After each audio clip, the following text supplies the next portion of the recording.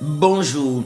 Ayons en nous les sentiments qui étaient en Jésus-Christ, lequel, existant en forme de Dieu, n'a point regardé comme une proie à arracher d'être égal à Dieu, mais il s'est dépouillé lui-même, prenant une forme de serviteur, devenant semblable aux hommes et ayant paru comme un simple homme.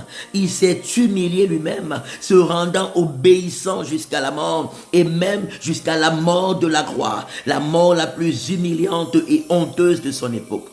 C'est pourquoi aussi Dieu l'a souverainement élevé et lui a donné le nom qui est élevé au-dessus de tout nom, afin qu'à la mention du nom de Jésus-Christ, tout genou fléchisse dans les cieux, sur la terre et sous la terre, et que toute langue confesse que Jésus-Christ de Nazareth est Seigneur et Sauveur à la gloire de Dieu le Père. Oh, il s'est dépouillé de ses attributs divins, il s'est dépouillé de sa souveraineté, il s'est dépouillé de sa gloire et de sa majesté et il s'est fait serviteur, il s'est fait ouvrier pour le salut de nos âmes. Alléluia. Et Dieu lui a donné la place la plus élevée au-dessus de toutes les places. Le nom le plus élevé au-dessus de tous les noms. Et dans 1 Pierre chapitre 2 verset 9, il nous dit également, vous au contraire parlant de nous, disciples de Jésus, il dit, vous êtes une race élue, vous êtes une nation sainte, vous êtes un sacerdoce royal, vous êtes un peuple acquis, vous avez été mis à part afin que vous annonciez les merveilles de celui qui vous a appelé des ténèbres à son admirable lumière. Comme Jésus, dépouillons-nous de nos vêtements royaux et portons ce vêtement de serviteur pour proclamer la gloire de Dieu, pour proclamer la majesté de Dieu, pour proclamer l'évangile du Seigneur Jésus, pour témoigner de la résurrection et de la souveraineté du roi des rois. C'est quand nous témoignons de cette royauté, quand nous œuvrons avec Jésus pour la gloire de Dieu et le salut des âmes, c'est alors que nous régnons avec lui,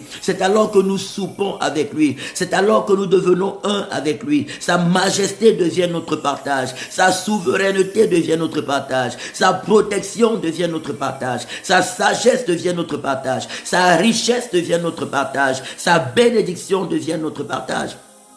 Et à la mention du nom de Jésus dans nos cœurs et dans nos bouches, tout genou finit par fléchir, quelle que soit la maladie, quel que soit l'esprit impur, quelle que soit l'infimité, quel que soit le péché, tout finit par fléchir genou et la gloire de Dieu se manifeste fortement et glorieusement dans nos destinées. Je viens prier pour toi ce matin que tout ce qui n'est pas à la gloire de Dieu, libère au nom de Jésus, pendant que tu confesses ton appartenance à Jésus, pendant que tu t'abandonnes de tout ton cœur à Jésus, pour te revêtir de ce vêtement de serviteur comme lui, afin d'œuvrer avec lui pour la gloire de Dieu et le salut des âmes. Tout ce qui n'est pas à la gloire de Dieu dans ta vie, libère et sois calciné, libère et sois calciné, libère et sois calciné au nom de Jésus-Christ de Nazareth.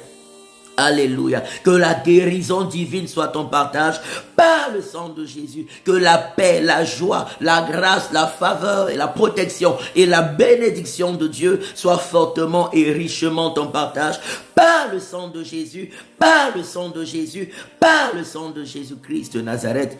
Amen, amen, amen. Retrouvons-nous tout à l'heure à partir de 7h pour un temps glorieux dans la prière. Et tous les dimanches de 13h à 15h à la rue de Genève 24 1003 Lausanne, premier étage, église Saint-Salem, pour des temps glorieux dans la présence de Dieu. C'est notre moment de culte. Que Dieu vous bénisse au nom de Jésus-Christ de Nazareth. Amen, amen, amen. Shalom.